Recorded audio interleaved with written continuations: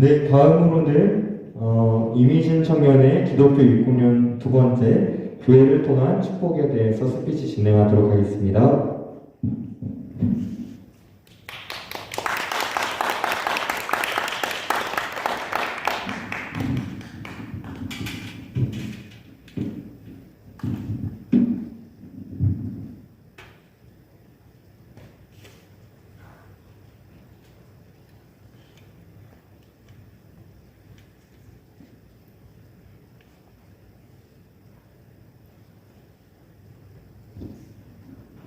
기독교 입국론 두 번째 시간 교회를 통한 축복입니다.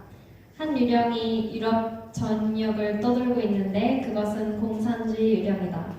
이것은 1848년 칼 마르크스와 엥겔스가 쓴 공산당 선언의 첫 문장인데요. 마르크스가 공산주의를 만든 것이 아닙니다. 마르크스는 형체 없이 떠도는 공산주의 유령의 움직임을 감지하고 감사합니다. 보이지 않는 그 유령에 뼈대를 붙이고 살을 붙이고 본격적으로 조직한 사람입니다. 이 사람이 쓴 공산당 선언은 공산주의 사상과 행동 강령이 담긴 일명 공산주의자들의 성경책이라고 보시면 됩니다. 공산주의자들의 목적은 아주 명확합니다. 바로 온 인류를 괴멸시켜 버리는 것인데요. 이 세력은 지금까지 매우 혹독한 전쟁들을 일으켜왔고 엄청난 사람들을 희생시켰습니다.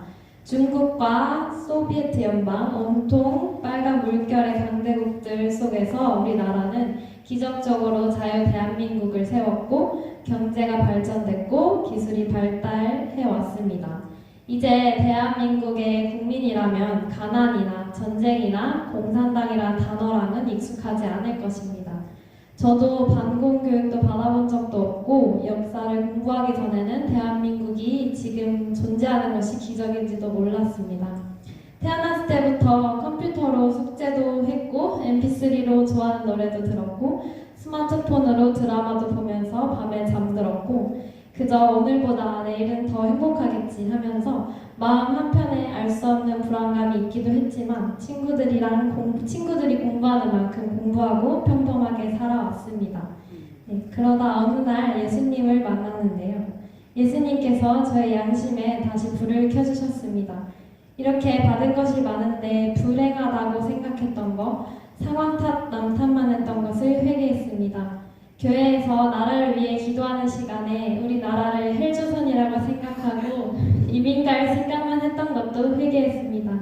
이 나라에 살면서 제가 이민 가고 싶었던 이유들을 천천히 되짚어봤고 어떻게 하면 살고 싶은 나라로 회복시킬 수 있을까? 내가 할 수 있는 작은 것부터 또 큰 것부터 큰 것까지 공부하면서 그 속에서 사명을 발견하고 준비해왔습니다. 문화와 철학으로 또 밑에서 타고 올라가면서 청소년들에게 패배감을 그리고 적개심을 심어주는 교육 그리고 반대한민국 사상을 주장하는 미디어들도 발견했고 지식 중에 가장 위에 있다는 성경을 공부하면서 인간의 지성과 또 영성과 가정과 또 도덕 하나님 창조하신 모든 좋은 것들을 파괴시키는 거대한 공산주의 악령이 있다는 것에 대해서 서서히 눈을 뜨게 됐습니다. 공산주의 악령은 증오와 적개심으로 아직도 우주를 떠돌고 있고 그 근원은 간교한 뱀에서 시작했고 결국에는 붉은 용으로 나타날 것입니다. 만물을 창조한 거룩한 하나님을 적대시하는 사탄과 무리를 이루고 있으며 각종 악한 영과 마귀를 이용해서 인간 세상의 모든 재난과 혼란을 일으키는 실질적인 실제라고 저는 믿습니다.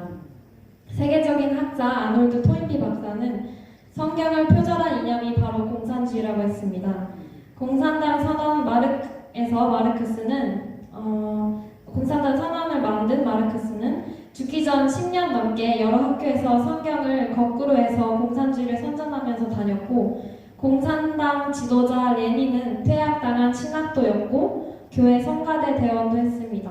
공산주의의 날개를 달아주는 진화론을 발명한 찰스 다윈도 캠브리지 대학 신학부 출신이고 종의 기원을 쓰는데 결정적인 영향을 받은 두 사람이 바로 기독교회의 목사와 신부였습니다.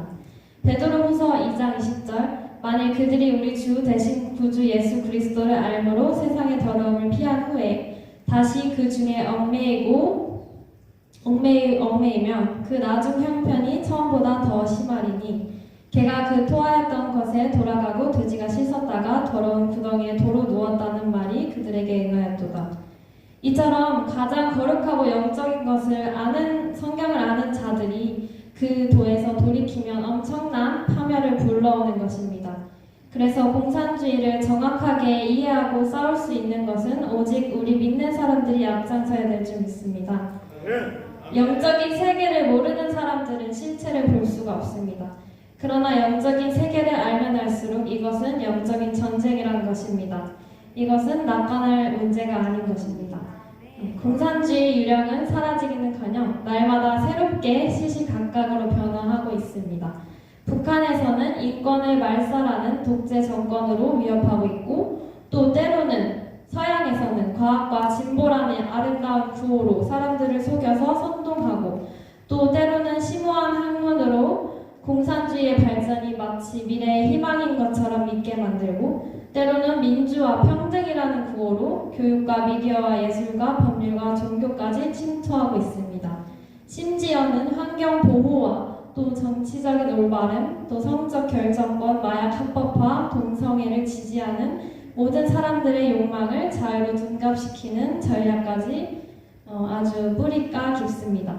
이것들은 차근차근 소개해드리기로 하고 오늘 제가 말씀드리고 싶은 것은 그럼에도 이들의 계획대로 아직 인류가 괴멸되지 않고 풍성하게 살아가고 번성하는 축복을 주시는 그런 대신에 하나님의 은혜에 관한 아름다운 소망과 우리가 싸워야 할 선한 싸움에 대한 것입니다.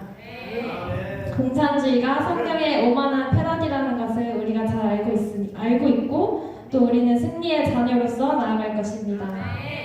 우리 크리스찬들은 우상을 믿지 않습니다. 제가 예수님 만나기 전에 막연하게 1월 1일마다 올해는 좋은 일만 있을 거라고 더 행복해질 거라고 소원을 빌었습니다. 그 소원은 3월만 돼도 잊혀지는 능력이 없는 미신이었습니다. 하나님은 우리가 거룩하게 살 때 또 말씀대로 행할 때 축복하여 주신다고 약속하신 것입니다. 너를 복의 근원이 되게 하겠다는 진리의 약속을 붙잡고 나아가야 할 줄 믿습니다. 역사적으로 복음이 들어간 곳마다 하나님은 축복을 주셨습니다. 교회가 타락할 때 공산주의 악령이 힘을 얻고 또 역사적인 위기가 찾아왔고 이때 하나님의 남은 자들이 깨어났던 것입니다. 이 시간에 이승만 대통령의 한국교회 핍박이라는 책을 통해서 일제강점기라는 역사적인 위기 앞에 우리 한국교회가 어떻게 핍박을 받으면서 깨어났는지 소개해드리기 원합니다. 역사는 반복됩니다. 우리 청년들도 이 전략으로 제2의 건국을 이루어갈 때임을 믿습니다. 첫 번째는 교회가 자유롭게 사람들이 모일 수 있는 장소였습니다. 그래서 사람들이 모일 때 공동의 비전이 생기고 이 비전이 생길 때 단체가 생기고 세력이 형성됐습니다. 당시 청년 애국운동가들이 전도하면서 했던 말이 우리는 나라도 없고 아무것도 없지만 천국을 구하면 모든 것이 다 따라 생기리라. 이 구호로 사람들을 모았고 일제가 애국가를 금지시키자 찬송가를 사용하면서 십자가 군병드라를 불렀습니다.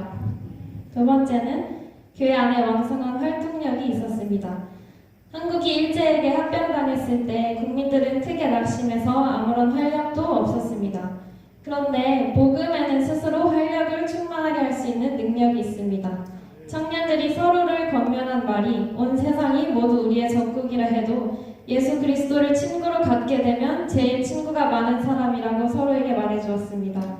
비록 우리에게 군함과 대포가 없을지라도 예수 안에서는 능치 못할 일이 없으리라. 비록 우리 육신은 죽더라도 영혼은 죽을 수 없으므로 두려울 것이 없었습니다. 이런 대화들 속에서 하나는 능력들이 생겨난 것입니다. 우리가 이 믿음을 회복해야 할 줄 믿습니다. 세 번째는 기독교는 합심하는 능력이 있습니다.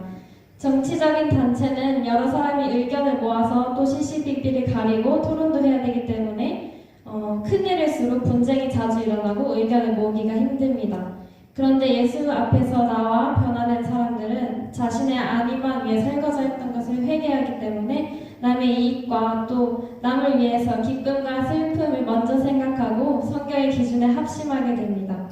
네 번째는 교회 안에서 국민의 원기를 유지하게 된다라고 이승만 대통령께서 표현하셨는데요. 국가의 원기가 쇠하여지면 행동이 부패하여 음란하고 방탕한 것에 자꾸만 원기가 빠져버려서 결국에는 거룩한 야성을 잃어버리게 되는 것입니다.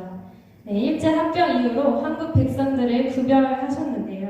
다수의 사람들은 모두가 무식하여 비록 조선에 대한 생각이 가득하더라도 양순한 마음으로 일본 관리들을 두려워하고 또 감히 드러내어 저항하지 못했던 사람들이 있었고, 또 이완용의 무리들처럼 일본에 충성을 맹세한 자들도 있었고, 또 주색잡기에 빠져서 자신의 몸 하나 가누는 것도 힘든 자들이 있었고, 또 자기 지방에서 명망이 있는 사람들이 일본에 복종하듯 하다가 어떨 땐 살짝 빠져서 외부 출입도 안 하고 자기 것만 지키는 자들이, 이렇게 다양한 부류들이 있었다고 합니다. 이 모든 무리들을 일본 당국이 신경을 쓰지 않았습니다. 두려움을 줄 수가 없었습니다. 그런데 소수의 크리스천들이 있었습니다. 이들은 일본 관리들이 벼슬을 성에도 사용했고 주색잡기를 유혹해도 빠지지 않았고, 청년들에게 오히려 마약과 담배를 가까이 하는 것에 대한 폐단을 말하면서 또 전도하면서 일본이 퍼뜨리려고 하는 뜻과 충돌을 계속해서 불러일으켰습니다. 다섯 번째, 마지막으로 교회는 청년 교육에 힘을 썼기 때문이었습니다. 학식이 곧 힘이 된다는 것을 일본인들이 먼저 깨달았는데요. 그래서 한국인들을 위해서 학교를 마련해주지 않았고, 마련해도 한국사와 한국어 과목을 다 폐지했고, 또 여러 가지 고등 교육을 다 폐지하고 기술만 가르쳤던 것입니다. 그런데 이제 교회에서는 이런 제도들 밖에서 독립 자격으로 학교를 세워갔고, 또 선교하는 지방마다 기숙학교를 세웠습니다. 마지막으로 기독교인들은 우상을 섬기지 않았습니다. 저 이라에 대해 감동이었는데요. 일본인들이 숭배하는 종교가 이제 불교와 신도라는 것이었는데, 이걸 반대하는 사람마다 불충한 백성으로 지목되는 상황이었습니다. 근데 황제 탄신일을 축하하는 예식에서 서울에 있는 어떤 사립여학교 학생들이 황제의 사진에 자발적으로 한 명도 고개를 숙이지 않았다고 합니다.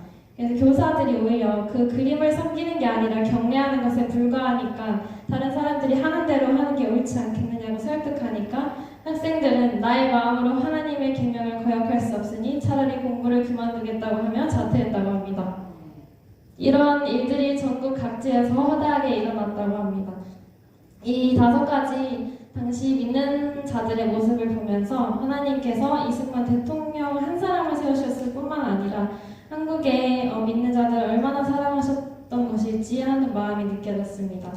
그리고 우리 대한민국이 일제로부터 독립되고 공산주의 유령을 이기고 자유대한민국이 건국된 것이 절대로 우연이 아니라는 것을 또 한 번 확신하게 되었습니다. 역사는 반복되고 공산주의 유령이 우리나라를 지금 덮고 있습니다. 역사의 주관자이신 하나님께서 반드시 이번에도 교회를 통해 제2의 건국을 이루실 줄 믿습니다. 감사합니다.